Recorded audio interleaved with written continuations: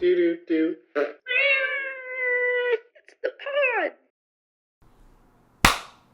Wow, you could actually clap this week. Yeah. You got a little standard. Throw that one in there, just cause. Oh man, how was your week? It was good. I missed doing the pod, obviously. We played D&D since the last time we did the pod. I worked a whole work week since the pod. The work week isn't anything to write home about. It was just busy. Yeah. But this work week I got to edit the pod, which was great. We all say thank you, Tonio, for editing the pod. Thank you, Tonio. When it was literally just putting one audio file over one picture and then exporting it and calling it a day. It's not really editing so much as it is just doing what needs to be done. Stupid. Oh my god. How about you? How was your week? It was good. It was uneventful work, and then D&D. Finally got to play D&D in person after Jesus. It's been since before the pandemic that I've run a full in-person campaign, I think. I mean, I've done a lot of maybe I did one short one in Vegas, but it wasn't super long, but we did a lot of one-shots in Vegas. But shout out Chris, shout out Lucy. Shout out Chris, shout out Lucy. But I don't think it's been I haven't run a full campaign since the pandemic in person, and I'm really excited about this one. You should be. I am also equally as excited about this one. I ran a Kids on Bikes game. Oh, okay, so we're going to get into it. So, for those of you who don't know, Maddie and I are talking about tabletop role-playing games. Those usually involve pens, pencils, paper, dice, and books in your imagination. There's a variety of ways you can play these games and interact with this hobby. The most popular one that everyone has heard of is Dungeons and Dragons. But there have been other systems and other rules that have been made since then that go under other names, like Kids on Bikes, for example, which is another role-playing game, but the rules are different because the setting is different.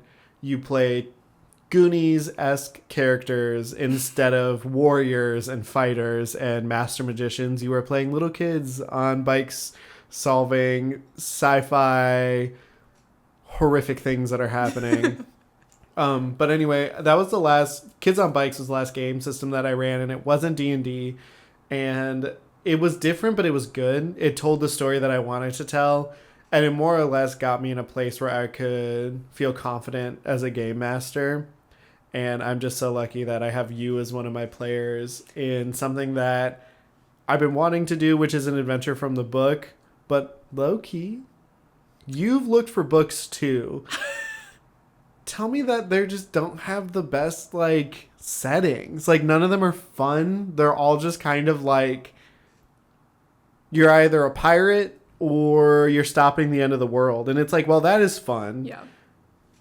Can we do it in a better way? Aren't there better settings for this? What do you think? Yeah, no, totally agree. I love D&D. I love Dungeons and Dragons.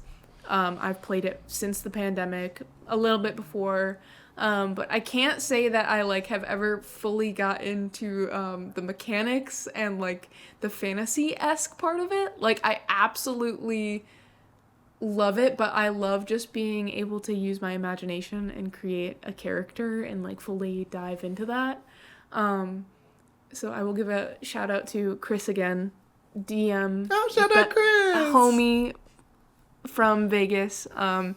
He runs incredible D&D games that don't involve a lot of high fantasy and don't make you feel that pressure and that stress. Yeah. And he's such a good DM at running it because he makes you feel so comfortable and so in it. And it's a lot of the one that we're doing right now is it's a version of Strahd. Yeah. And it's not super crazy high fantasy. He's making it friendly for us, his players that are playing it. And that's what I love. And I feel like that's what you're doing with Candlekeep. You're making it easy for us to all get into it and play it, and that's what I fucking love. And I love my character that I'm playing. Yeah, Stella Barefoot is unfortunately that bitch. Like, Maddie pitched me this character idea, and I'm not gonna say it because some of our players might listen to this. But I will. I think you should stop listening. Luke, Dan, Bash, cut out right now. Stella Barefoot is probably one of my favorite D&D characters I've ever played, and that's thanks to Antonio because he's helped me incorporated it all into the game. Essentially, TLDR, my character is just Lisa Barlow as a D&D character. So essentially, I am a half-elf cleric that comes from a really rich background, and her family owns a vineyard. And she's sent on this quest, and she has no idea what she's doing, and she just wants to find a bar and cause drama. And I love this. So, first of all, thank you for all the accolades. I don't want to take all of them because you haven't even finished the game yet, but I do appreciate it a bunch. I will say that I just think gone are the days of like, hear ye, we sit down to play Dungeons and Dragons. Like, I don't think we're in that era anymore. And I mean, there are some people that play that way for sure. Sorry, we had to take a quick break. No, I just think that age of Dungeons and Dragons isn't. It's not that it's not viable, and it's not that other groups don't play that way, but I just think that for the people that I like to hang out with and play with, I think that it's just really hard to immerse yourself in that because none of us talk like that. Yeah. We don't interact in those circles that role play like that. Most of our role play characters and most of the characters that I like to play with and that I cast in my games I pick people based on the vibes and the energy that they bring to the table. And I know that sounds so convoluted and fucking conceited, but it really is like a vibe check. Like, I make sure that the players that are going to be in my play group interact well with each other. Sorry if you're someone listening to this and I know you're in real life, but like, they interact well with each other and they fit the vibe of the adventure that I'm going to be running. My Kids on Bikes group is way different than my Candlekeep group, and that's because my Kids on Bike group, I needed a group of people that were rambunctious and not afraid to try things and wanting to essentially like stress test my world. And I grabbed a group of players that I know would do that to me and that I know would really put me in a pinch if I didn't have everything figured out, and I appreciated that. And with my Candlekeep group, I'm picking people that I know are going to put the extra step in and get involved in ways that not a lot of other play groups I've had have done.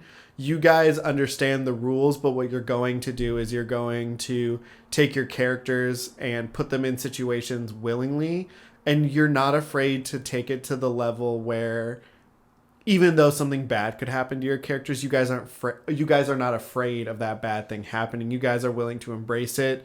You guys are willing to let it happen. And I think that it's just a level of trust that I was looking for at the table in terms of being like, and I haven't said this explicitly, but like, I mean, it should always be expected that your characters might die. Sure. It should always be expected that your characters are going to have their backstory brought in a way, whether it's good or bad. It's more so that when I put you guys in an emotional spot, you're not going to shut down, and it's not that you're not going to feel the need to say like, hey, I need a break, but it's that I know I can stretch those limits with you guys. Sure. I don't know if you feel safe with, because the thing that I hate, the stereotype that I hate when it comes to D&D is it's players versus the GM. I don't like that. I want it to feel maybe like you know what I'm capable of, but I don't want you to look at me as like a nuke or like a bomb under the table and you don't know when it's going to go off. I want you to be like, I think what's understood with my tables is that there's a balance that needs to be respected. And if you don't respect it, and if you don't respect it, obviously there's there's going to be something that comes back and bites you in the ass. And you might, in the moment, be like, that feels super fucking unfair. But you need to ask yourself, what did you do to get yourself in that situation? One, I think that you wouldn't do that unless it was necessary to, like, background or, you know, like if it was just, you wouldn't be doing it just to, like, be like, fuck you guys, like, I'm fucking up your character, ha ha. Like, you're doing it for the story, and that's, like, why we're playing this game, or that's at least why I'm playing this game, is because I love the story. I love to feel that I'm working with you to build my character story, and that, like, you know, like, I hope I don't die, and, like, I hope we can get to the expected outcome that, like, we both want, but, like, you know, it's D&D. It's just a game. If we die, we die, and it adds to the story, and then you get to roll up a new character, and it's just like, okay, cool, sick, let's restart. Like, we mourn our characters, and then we mourn our characters. But for real, like, you let it go, and then you go on. It's a game. I really want, and I appreciate that you're saying that, because, like, it is people forget that it is, like, a relationship thing when it comes to D&D. Not like relationship, like each other. But it's, like, a place where you guys are trying to work together to tell, you're right, like you said, to tell this story and get it to a place where when it ends, you're like, wow, I feel like we did something together, and not like, I fucking trudged my way from level 1 to level 12, and, like, I'm grizzled, and I'm a veteran player. Like, that's not the goal. The goal is that you take Stella, who is entering this one way, and by the end of it, I want Stella to have a different outlook on life. I want Stella to not change an aspect of her personality, but to leave the campaign wiser, and hopefully bringing wisdom and spreading it amongst everyone else. Like, one of the things that I did for my Kids on Bikes game was I incorporated a theme of, like, thinking you're doing the right thing when you're not. Thinking that by just pushing something aside and saying I'm not going to acknowledge this is the answer when it's not, because that's something I do all the time. And so if I can take that level of like things that I don't like about myself and have my players go through it and recognize it and go, that's fucked up. Not only is that validation for me being like, yeah, I know it is fucked up, but it's also, like, bringing that light to other players who might be doing that same thing. Now, this game, I imagine, is going to be more like an 80s campy fun house. Like, it's going to be more like adventure, like Princess Bride. Like, it's going to be in that realm of, like, campy and fun. But there is a message, and I hope it comes across really clearly. And I hope that all of your characters are unaware. And I think, judging from the characters we have, I think that this is a lesson that your characters are not expecting to learn. Ooh, that's exciting. And I think you guys do not know the major storyline yet. And I did that on purpose, because I have to see what you guys can do at level 1. The goblin encounter is not in the book. Yeah, I knew that. But I put it there because I'm like, what are these bitches cooking up? How much are they going to interact with each other? What is your guys' fight style going to be like? What are you guys going to go for in terms of character? So that way I know how to change the dungeons as you guys approach them. But yeah, I don't know if we want to keep talking about D&D, because I feel like we can talk about it legitimately forever. I love D&D. It's actually one of 3 things I had on. I brought a little sheet today. Many people might not know this, or maybe they do. I don't listen to podcasts at all. That's probably something I should not admit, but I don't. And I was like, maybe I should come a little prepared today, because last week I just kind of winged it, and I was like, oh, let's do this. And I was like, okay, let me bring it. I do want to bring up, it's not D&D related per se, but I did get back on the grind of Wizard 101 lately. Oh my god. Okay. I love Wizard 101. It was a game that I played as a middle schooler, and I remembered my login and password from that era, and I've brought her back, and I was like, hey, Tonio. Because I don't play video games. This is also something that people might not know. It's not that I don't like video games, I just get motion sick really easily, and I don't feel good. But Wizard 101 is like an exception, except I can play it for like maybe 3 hours tops. And then I'm like, okay, that's too much. But yeah, I was like, Tonio, you should get on the Wizard 101 grind. So he did. Yeah, I don't know. You guys might not know, but I do stream on Twitch. Follow me at Werewolf Dilf. But I stream on Twitch, and I've been so this is gonna be a rabbit hole. So I'm gonna start off by explaining my Wizard 101 experience. Wizard 101 was a game that was out when I was in elementary school. And I decided, because I'm computer savvy and obviously I don't care about my family computer getting a virus, I went ahead and just downloaded it and started playing it. And it got to the point where I would call Brian, shout out Brian. I would call Brian on on a landline phone, and we would talk to each other and play Wizard 101 over the landline phone before Discord, before Skype, before any of that. That's how we did it. Because it's not that we weren't computer savvy as kids, it's that we were using the family computer. Sure. And also computers back in the day could run a program at a time. Otherwise, lest you fucking make your computer lag.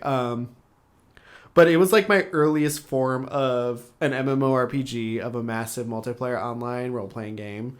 It was my first form of like calling my friend, saying, let's get online, getting online and playing the game and talking. And they're memories that I really hold close to my chest because, it was about enjoying what I could when I didn't have money. Like, for those of you who don't know, Wizard 101, like, you can play free up until a certain point. I know it's changed over the years dramatically, but back in the day, you could play up until level 12, and then when it asked you to go to Fire Cat Alley, you had to cough up $9.99. Yup. And my parents were like, we're not going to do that. And I get it. Like, there were other things that I got as a kid. I didn't need a Wizard 101 membership. It was just because I wanted it. And it wasn't until legitimately I started streaming on Twitch that people were... I told people, I'm not playing this game unless someone pays me to. And people, every time without fail, pay for me to play Wizard 101. And so the question is... Well, first of all, it's thank you. There's no question. It's thank you because you are making 10-year-old Antonio jump with joy because he can now play Wizard 101 to its fullest extent without any pay blocks.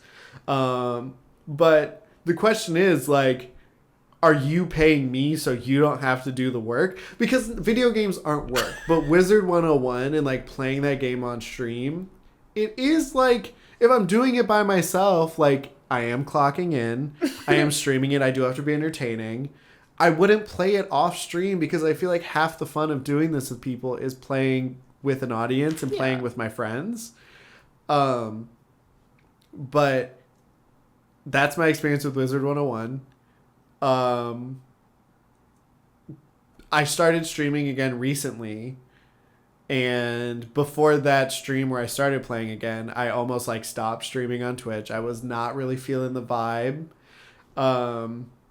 because I just have a laptop. And for those of you that know, streaming from a laptop is a lot of work on it. And it's something that like I debate not doing half the time because I'm worried about the sanctity of my computer. But I'm doing it because I really enjoy it. And Wizard 101 is one of the games I can play that doesn't make my computer feel like it's running a train, like it's not heating a grill. And I get to play it with Maddie because I love doing things. I love doing things with Maddie. But yeah, that's my Wizard 101 talk. Wizard 101 is the best. I'm a storm wizard. I was gonna say what. Sound off in the comments what wizard you made in Wizard 101. What was your build? I'm doing Storm Wizard. I want to make Lightning Bats my main card. for the one that I'm running with you, I'm a Death Wizard. Love her. So much fun. Love the, like, being able to heal yourself back. That is so fucking baller. But my main build is an Ice Wizard. The girlies love an Ice Wizard.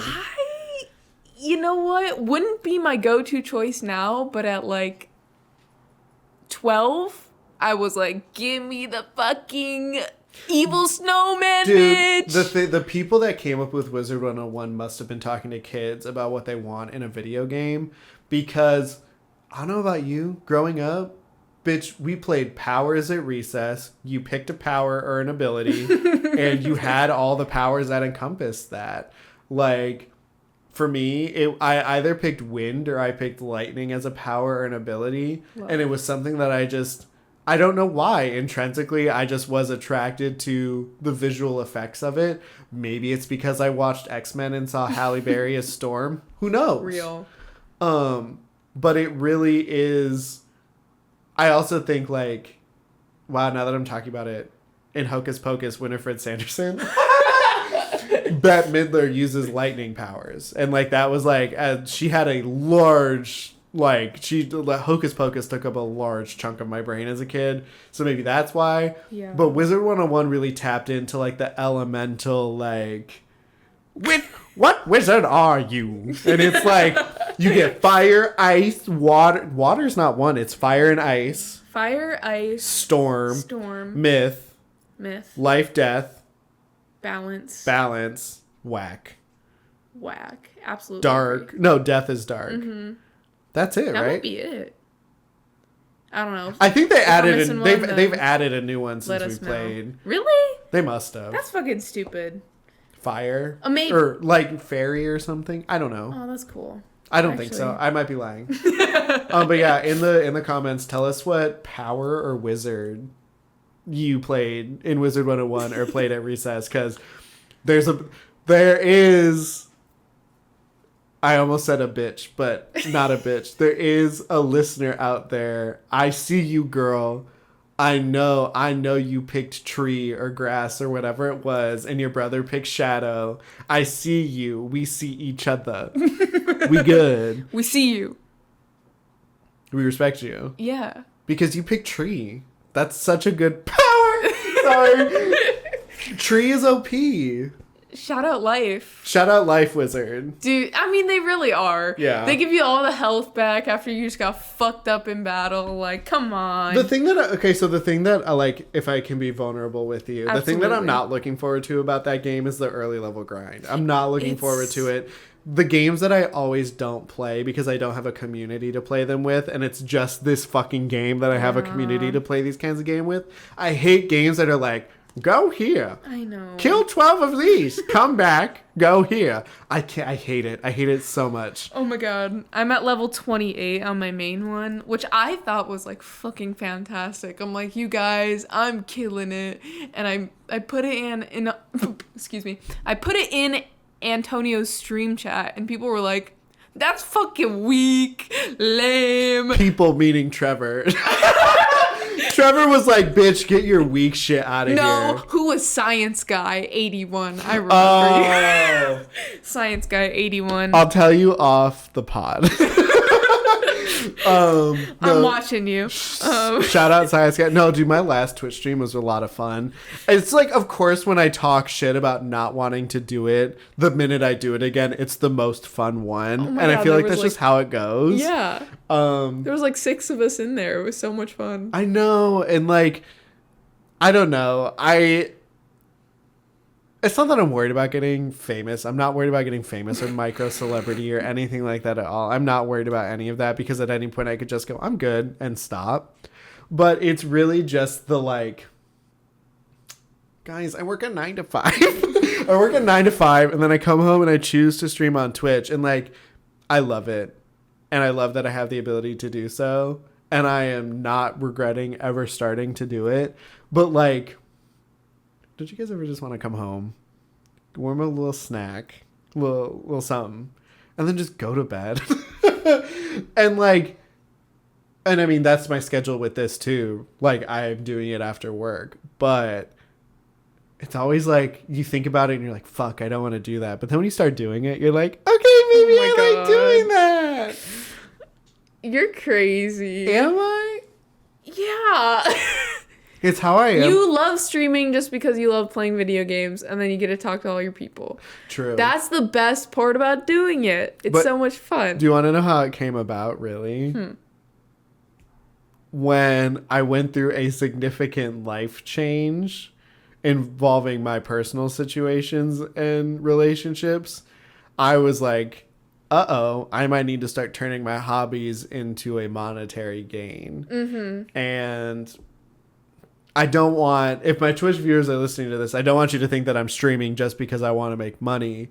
It's nice, but it's also it's forcing me to be creative. It's forcing me to tap into that side of myself that I know after I graduated, I put away because I was like, I need to grind. I need to get an apartment. I need to do the adult stuff so that way I can get back to doing the things that I want to be doing, like this with you, like streaming on Twitch, like playing D&D and the other stuff that we do. And so I'm happy now that I'm back in this space where I can access this side of myself. And Twitch was and although the situation I was put in is shitty, it was good in the fact that it woke this side of me up to be like, you need to get the fuck up and you need to start doing something because what you're doing is getting you by, but I know you can do more. So bitch, get up and start doing it and stop bitching about it.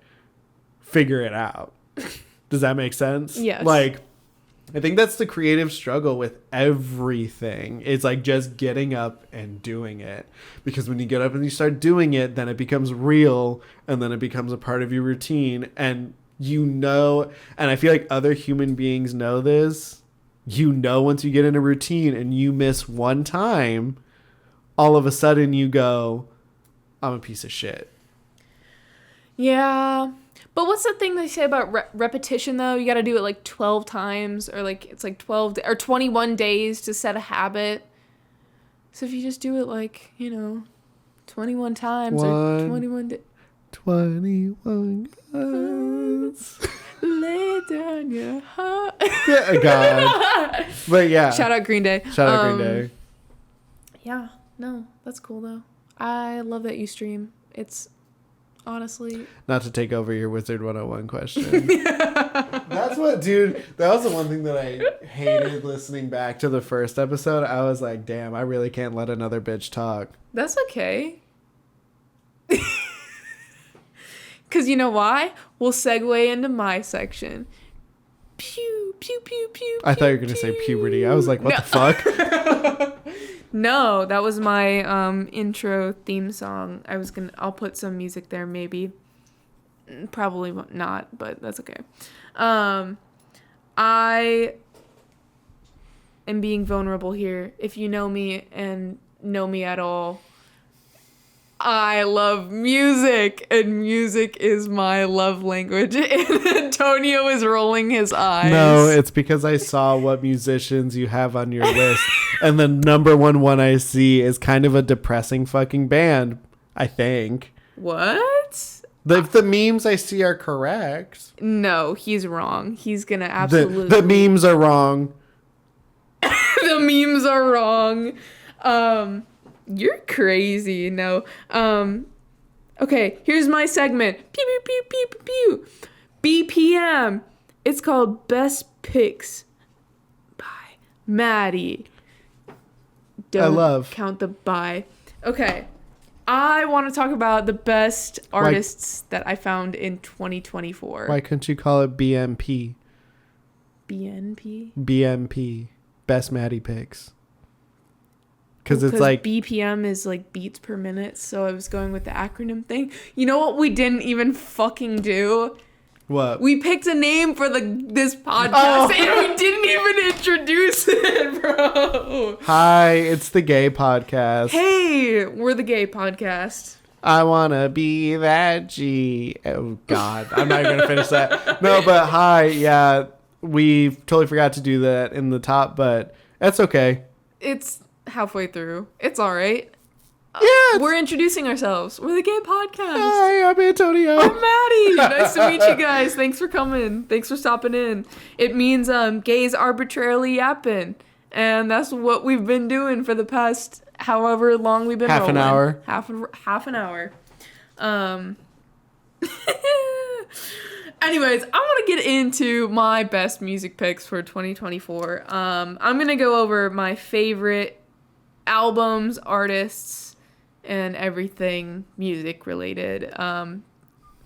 So I'm going to go with number 1. She's somebody that, let me back it up here. If you know me at all, my love language is to steal music from the people that I love.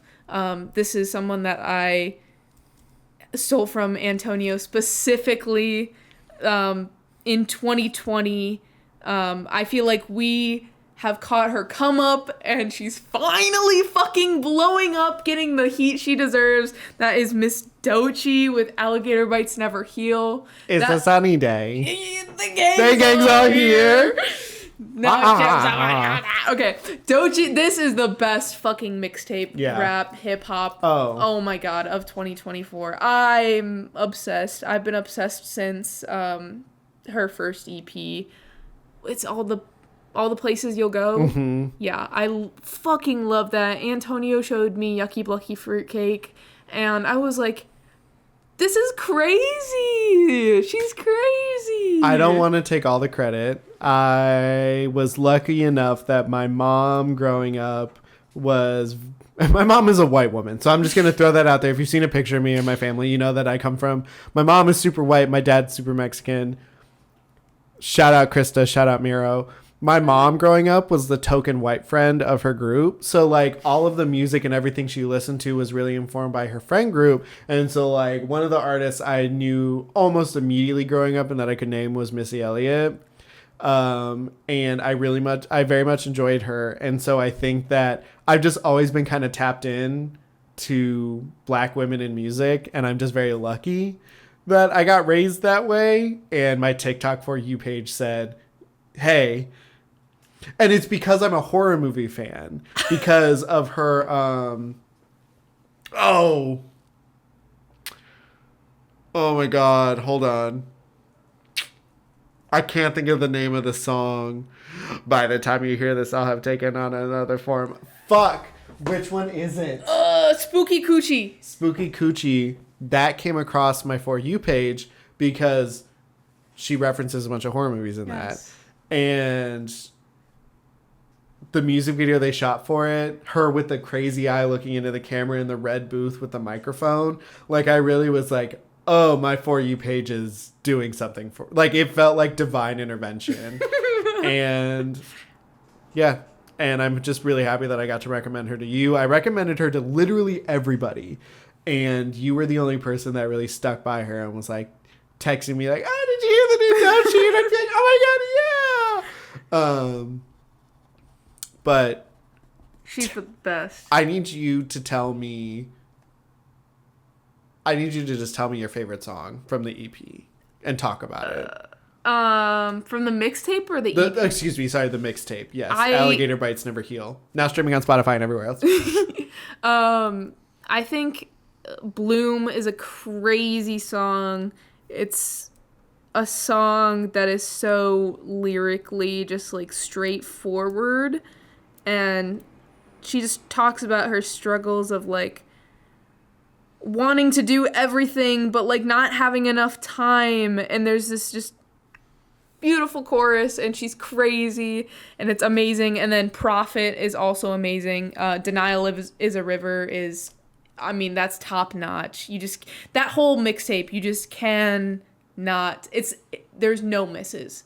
There's not a single miss. Beverly Hills, holy shit. Oh my, I could just rave about that fucking mixtape for like hours. But I will digress and I will spill. I have one thing I want to say. Please, oh my God. So the only two songs for a while that I had saved oh my God, from yes, the I should mixtape. ask you. I just wanted to, I'm glad you didn't bring them up because now I get to. The only 2 songs I saved from the EP, or yeah, from the mixtape, excuse me, that I had saved in my own personal Spotify playlist for a long time. It's called The Straightest Playlist You Know. It has a picture of a werewolf ripping a Nazi flag in case anyone wants it. Boom bap. Boom bap. Rappity rap. Rappity rap. Boom bap. Boom bap. And then Nissan Altima. Love. Nissan Altima. Whoa. Like a rap song. And then Boom Bap I like solely because I feel like if I was a rapper and someone told me make a rap song, that would be my response. Like, I just think my thing, and my mom knew this ever since my mom told me about this, and ever since then as a kid I've always kept it close to my vest. Moving and navigating through life, but malicious compliance is my favorite fucking thing, where you're like, yeah, I'm gonna do it, but I'm gonna do it in a way where you don't like it or it's insulting to you. I think is because you're still doing it, you're doing what they asked, but you get your lick in for being told what to do.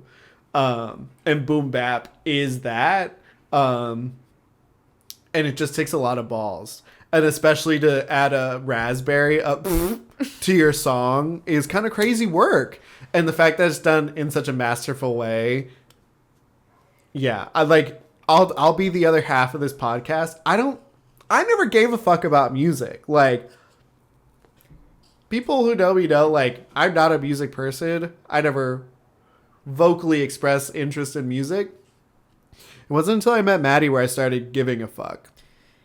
Yeah, and I think that's, like, one of my favorite things about this relationship is that, like, you don't give a fuck about music, and I give so much fucks about music. So, like, when you send me a song, I'm like, I have to listen to this because I'm like, what is he up to? What is he cooking in that little brain? It's mostly Beyonce. I will not lie. Whoa. Work. But I am going to say, I do just want to preface this. We are recording in my hobby room. It's also my game room. It's where we play our D&D games. We don't have any soundproofing. We don't do any of that. We have the windows open because we also sometimes smoke in the studio before we get to talking about what we want to talk about. And you guys can hear some crazy shit. And honestly, whatever makes it deserves to make it. Because if our mics can pick it up, that means it's some serious shit. Anyway, but I digress. Yes, I totally agree. Although recently it hasn't been too much Beyonce. Sometimes in my life, when the music is hitting, those K-pop girlies really got me. They really get me. And like, Crazy by Le Sserafim is just like, act like an angel, dress like crazy. Duh. Like. It's so good and it's so catchy, and it also is just like, someone in the comments call me out if I'm appropriating this word, if I should stop using it. It's cunt. It's so good. Like, your lyrics to your song are all the girls are girling. Like, of course they are. Like, you are writing from the heart. The girls are girling, in fact. Like, yes. Correct. It's just so catchy, too. It is. It's got this, like, I don't know. There's, like a little worm in it. It just makes you want to dance. And then the Strategy by Twice with Megan Thee Stallion. Oh, dude. Her voice in that, the music video, too. Not only is the music video good and the song is catchy, but, like, Megan Thee Stallion coming in and kind of giving... I don't want to give all the credit to this artist, but like kind of giving the Doja Cat like like that little bit to the song was so needed, because the song is very like pretty and pink and poppy, but adding this like fuck you like sound to it is really what it needed to make it good. Mm-hmm. Strategy by Twice, Crazy by Le Sserafim. Both of them have English versions. I do highly recommend listening to them in their native tongue as well, because it's very good in the original Korean. I'm looking over at Maddie's list. I'm going to throw it back in your direction. I'm looking over at Maddie's list. There's an album missing that's kind of shocking. And like in retrospect, we're kind of crazy for not putting it on there. What? I want to see if you know. I don't think I do. That for me? Yeah. Like my picks? Yeah. That I'm missing? Especially. Like I would pick this person. Yes. Can I see the list right side up? Yeah. Chat, there's a chat. There's a list that Maddie like physically wrote instead of using her phone. I miss Harry Styles with the sad face is crazy. Actually, just says I miss Harry because I guess we're on a first name basis. I love that, man. The substance and challenger score is correct. Yeah, we don't even need to say more than that. If you're not listening to the substance or the challenger scores, you're kind of fucking dumb. Dude, Anyway. they're crazy. Holy shit. Best scores I've heard in a hot minute. I'm going to say it and you... Oh, you wrote his name, but you didn't... I feel like the album deserves its own spot. Oh, Tyler. Yeah! Creator, Chromacopia. Yeah. Absolutely. I couldn't forget Tyler. Yeah, No. but you put him in a comma. You put him in a list. I feel like he deserves his own category. No, absolutely. I'm sorry, Tyler. Disrespecting you. Not to call you out, but I just want to... I'm just... With how much we talked about it, especially after us talking about how I'm not a music person, that was the one thing where both of us were like, whoa, like, wait a sec. Like, this is it. Like, this is the thing. No, well, okay, so my intention was to do, like, my top, like, newer artists kind of coming up, and then, like... I stole your thunder. No, you're so good. You're so good. No, Chromacopia... Top 3 of the year, I think. It's just so good. Grab that mop, grab that mop. I was lucky enough to go to Camp Flogna, and I got to see that a lot of those songs. Oh my god! And I'm grabbing the mic, so I'm sorry if you saw Doechii and Tyler the Creator in the same, breathing the same air particles. Whoa! It was insane. Doechii was fucking crazy. Not to say as two white people we identify with lyrics like theirs, but Doechii's line of if he is gay, then I am gay and we are nouns is us. That's us. Yeah. Like Balloon is our song. Yeah. And it's crazy because before Balloon, I don't even really know what I would say our song would be. Couldn't tell you. Couldn't tell you. No, but I heard that song and I thought about you and I was like, because it's someone that you not paraded, but it's someone that you championed as a musician and it brought to my attention, but I have been too ignorant to really dive deep into. And then it's someone that I brought to your attention and you immediately dove deep into. And it's that kind of like, we see each other. Yes, exactly. We good. Like it's that. And yeah, talk more about music. No, I love Balloon. That's seriously like our song. I think maybe before, like I really don't think I know if I had a song for us. If anything, it was a Doechii song, Yucky Blucky Fruitcake. Yeah, probably. Because that's the first one that that I really remember sticking to. I know what it is. We're holding hands, chat. You can't see it. It's really cute. As it was. Every time I listen to that song, I think about riding the train in Chicago to come and see you. Shut up. Yeah. And I hate that guy. It's not that I hate him as a person because I don't know him. But I just don't. Besides Maddie, the rest of the fan base, whoa. I love Harry the way they Styles. talk about him, like a quote unquote queer icon, kind of makes me want to put a gun in my mouth. But we won't talk about it. His music is just so good. But can we agree that it's kind of gross that people are like, he's a queer icon because he dresses alternatively? No, absolutely. I don't think he's a queer icon. I think he's just like a fashion icon. I mean, maybe he could be a queer icon in the future, but I don't think he's ever explicitly said his labels. I don't think he's ever done that, and that's, to be honest, none of our fucking business. I agree. I just hate it. Was more like publications were like, I think just because a guy wears a dress doesn't mean he's a fucking queer icon. Yeah. Like, that's... I think it's kind of... No, I think you're right. I think publications throw around that term a little too loosely now. Also, he's, like, just turned 30. Is that an icon? Sorry. not you, but, like, he's that old? Is that eligible for icon status, though? Like, No. I feel like you have to be... I'm so sorry. I don't know. Older. One Direction had a large cultural impact, and I respect them for being the modern day Beatles before BTS.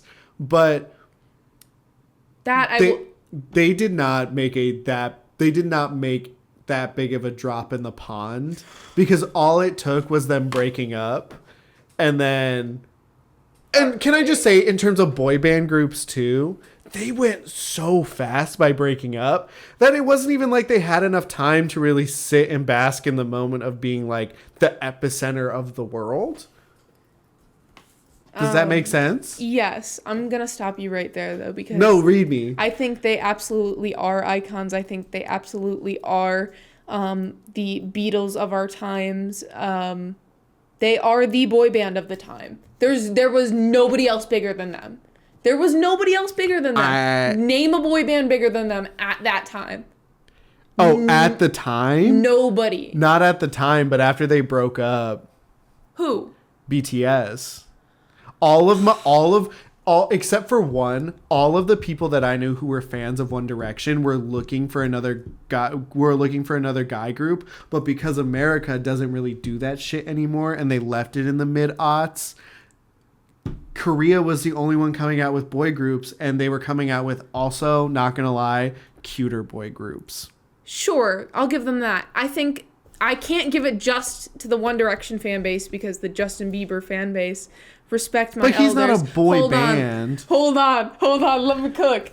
I think these two fan bases started the, like, fandom chain. Like, they started the, like, fucking craziness. Like, you don't know their lore. They had stalkers. They had fucking, like, there were so many fans going to their hotels. They, like, low-key slept with some of their fans. Like, this shit got scandalous and, like, the Beatles-esque. Like, I think we slept on One Direction, and even though they only had, like, 5 years as a group, 6, I can't remember. I think they're absolutely the biggest boy band of our time. I respect the BTS, Army. Sorry, gang, don't come for us. I'm sorry to the BTS Army. I think One Direction revamped the boy group phase. Yeah, oh yeah. Oh yeah. In America? Oh yeah. Yeah. Oh, without a doubt. I mean, I can't speak, because we're from America. Like, I can't speak on anywhere else. Like, I know BTS got big here, but, like, from my perspective, I don't know. I had, like, 2 friends that were fans of BTS, and I knew, like, so many fucking people that were fans of One Direction. So I'm just speaking from, like, my personal level. Mm-hmm.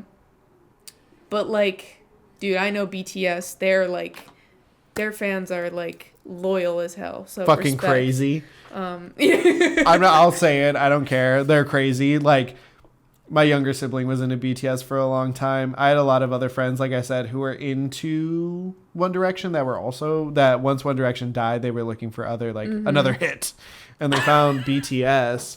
And maybe I'll show you some BTS after this, and you'll see why they were attracted to them. But it was Smooth like butter. But it's because Korea does such a good job at marketing them. Yes.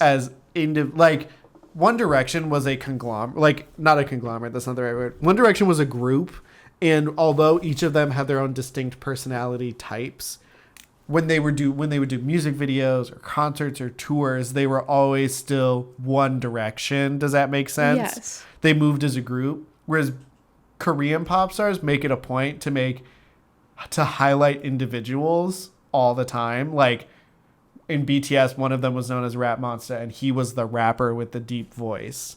And so, like, the only thing I heard about One Direction was, like, Zayn is, like, the bad boy. But, like, those are American pop star stereotypes, not Korean pop star stereotypes, because all of those guys, like in their music videos, were always dressed in a certain way, and they portrayed like the like, not necessarily like the bad boy and the good boy, although I'm sure those existed, but like there was one of the first music videos that they got big on was like, they were cast as professions like doctor or firefighter, and so it kind of had like a stripper-esque quality to it, where they took a guy and based on their lyrics put them in a workforce outfit.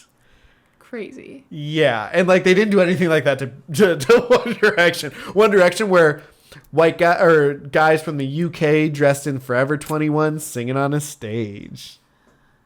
Yeah.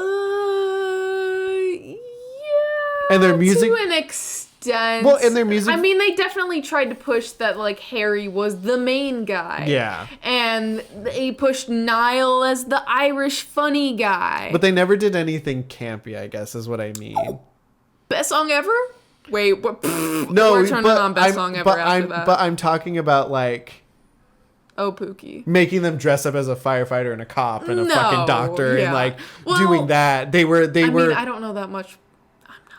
but that's what I'm saying. Like, I wasn't like a stan. but I've watched One Direction music videos makes them appear as like a friend group. Yes, Whereas absolutely. like BTS music videos are shot like they're a group, but you have a favorite, so we're gonna highlight them. One Direction music videos are like, we're all friends and we're together. And Chat, I'm gonna show him some One Direction after this so I can educate him. I don't wanna. No, we're doing it. I don't want to talk about this anymore. Let's talk about other music. Okay, I'm gonna go down my list and do my top new artists that I found in 2024 that I really enjoyed. One that I actually got to see at Mississippi Studios. Oh, yeah. In Portland, which is an amazing venue. Michelle, the band, highlight song Akira. It is so good. That's the only song I listen to. Yeah, I showed Sorry, it. girls. Or sorry, guys. Or Four group. girls and two guys. 4 girls, 2 guys, and 3 cows. Love you guys. 4 chickens. They were so fucking good. Like totally bringing back the girl group dance-esque. Like they had choreography for days. They had vocals for days. I really like that, and I also really appreciate the like early 90s R&B vibe. I think that's something that we kind of lost along the way. Like we either got pop music or rap music, but we lost R&B. Yes. And it just like it sound like not because I live here, but it sounds so Portland-y.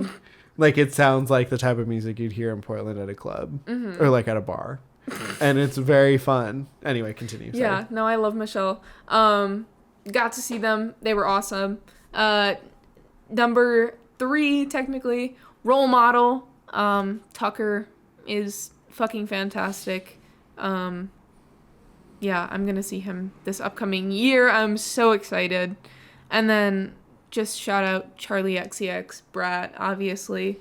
That was fantastic. And then Billy's album, Hit Me Hard and Soft. Hit Me Hard and Fall Softly or whatever. That one. That was really good. And then my on the watch list for 2025. This is an indie artist that I am so excited because she just dropped her album announcement and her tour announcement today. That's Annie DeRusso. I have been not obsessed. I have really enjoyed her music since the pandemic. It has got me through some shit. Judgment from the World's Greatest Band is like this crazy song lyrically. She's like indie alternative, kind of like I guess dabbling into the pop with the new stuff, but I am so excited for this new album and I'm gonna see her on tour and I can't wait. And then also shout out Wallows, Your New Favorite Song. I was like, that's the title of their new song is Your New Favorite Song. I was like, that's fucking corny. No. It's campy. That was the song title that I saw where I was like, oh, so we got the sad shit out here. It's so good. I was like, Wallows, I don't know. And then 12 seconds in, they had saxophone. And I said, you sold me. Can I shout out some music? Please. Shout out Anthem for a 17-year-old Girl. I think that's what it's called. It's from the I Saw the TV Glow soundtrack. Yes. It plays in the beginning of the movie. And it is a really beautiful song. It sounds like your childhood. Beautiful guitar. Like, beautiful. I have solo guitar, something. Beautiful guitar riffs in it. And then there's another song from I Saw the TV Glow that I can't. Oh.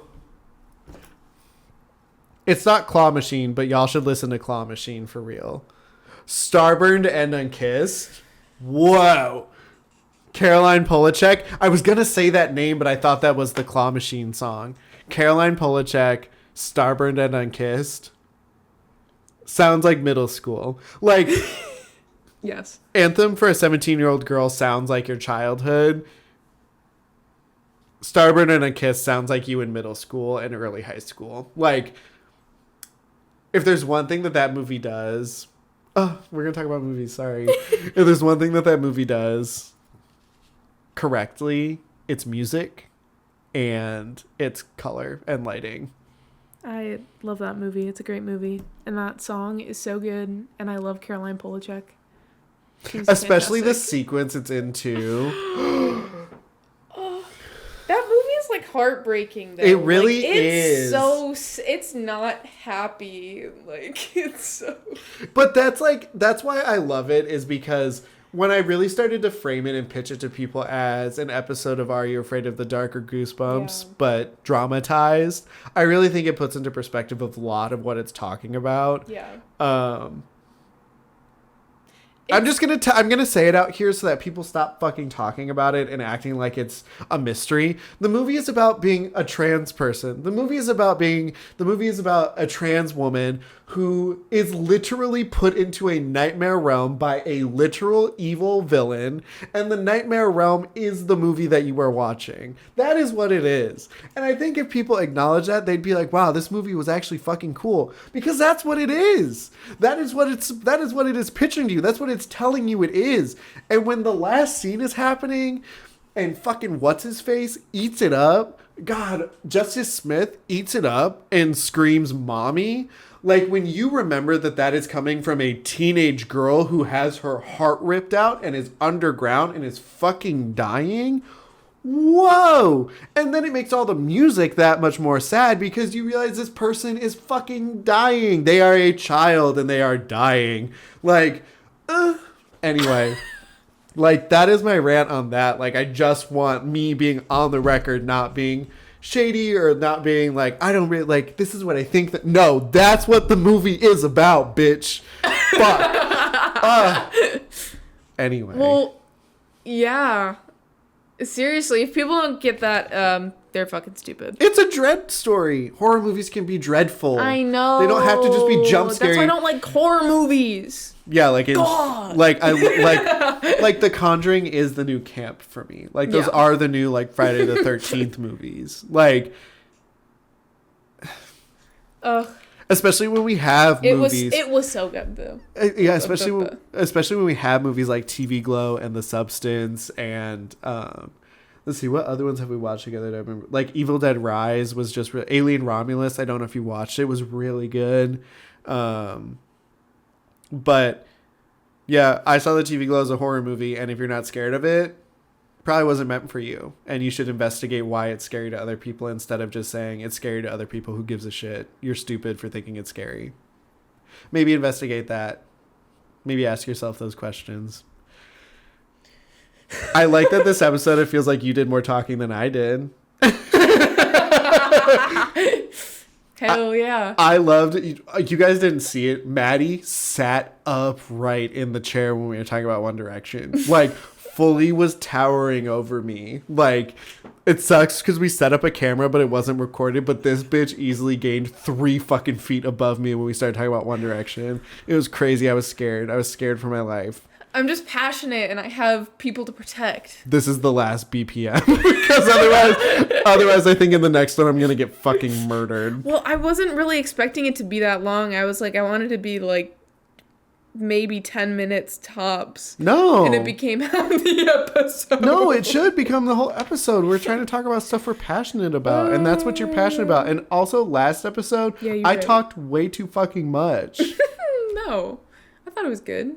Good equal amount. And like, isn't it crazy that like I listened to it and I didn't cringe? Like I didn't hate it. There were no moments where I was like, ew. It was all just really good. Also, I love that. We've gone over an hour, so I think maybe this is our stopping point. Yeah. Okay.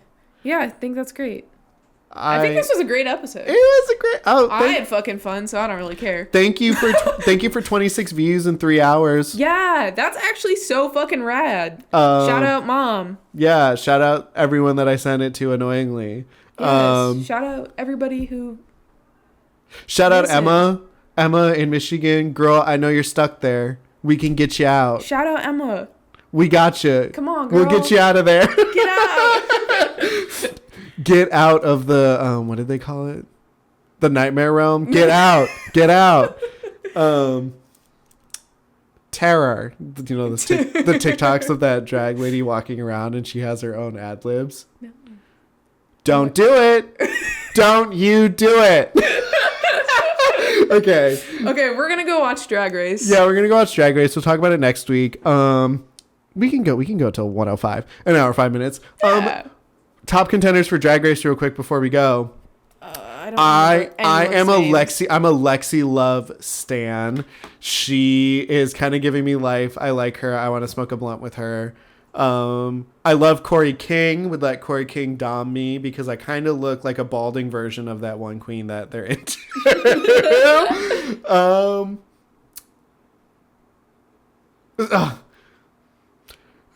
I guess I'm also rooting for Susie Toot now. Like, not to be a downer, but that's like crazy. Susie Toot is not my kind of drag. I love Susie Toot. Susie, you're doing great. Like, I don't want you to hear what I'm saying and be upset or get discredited. And if you are, that's totally valid. But like, I've never really been a fan of like, this is my drag. Like, I've never really been a fan of that kind of drag. But Susie Toot kind of ate it up and made me change my mind. So thank you, girl. She did. Who else? Who else was in the top? It was the La Leche. La Leche. I can't remember her name. I can't remember any of their names. But no, the cast this season is really good. I'm a fan of all of their personalities, unfortunately. Having fun. Yeah, same. It's so much fun. Hormonal Lisa and the way she talks, I'm kind of obsessed. I'm okay, here we go. Pulled up a list. You should read them out and then I'll give a 1 through 10. I like that. Okay. Arietti. I liked her. 9. Yeah. Crystal Envy. I don't. Oh, that's the drag daughter of She Devil by Night. Trinity Tuck, right? Yeah, I think so. 6, because I don't know. I don't know. She seems very. Like, I have to see pictures. Face. Like, yeah, do they have pictures with their? Oh yeah, Crystal Envy 7. Hormona Lisa. You just don't want to drag anywhere. 7. Jewel Sparkle. Jewel Sparkles. Is that the American flag dress? No. Oh, Love 9. Love their personality in their interviews. They're so cute too as a boy. So cute. Joella. 4. Corey King. 10. 10. I agree. Lana Jure. 10. Whoa, bitch. Lana Jure. That's so fucking awesome. That body and that drag name. Yeah. Yes. Lexi Love. Yes. Yeah, You said 10. you love her. I love 10, her. 10, 10, 10, Needed 10, to see 10, her 10, face. 10. Sorry, girls. 10, 10, 10, 10, 10. Lucky Stars. I think Lucky Stars was my favorite. 10. That lemonade. She was so good. good. That like intro outfit, like all the paint. The Mad TV Nickelodeon late night realness. I loved it. I'm obsessed. Lydia B. Collins. 7. Okay. I like the spooky. I don't know. I need to see more. Anya Nerve. Love. I got like 8.5, like high 8. Like Sam Star. Is that the American flag, bitch? I think so. Let me see. Oh. Yeah, no. N.A. You said Susie 2 already. Susie 2, 7. It's all of them. Crazy. Okay. Crazy. Who do you want to win Drag Race? Say it right now. Let's cast our votes. Lucky Stars, if I had to pick today. If I had to pick today, Lexi Love. Ooh. Love. Okay. Okay, we're gonna go watch episode 2. Love you, girlies. Bye. Do do do.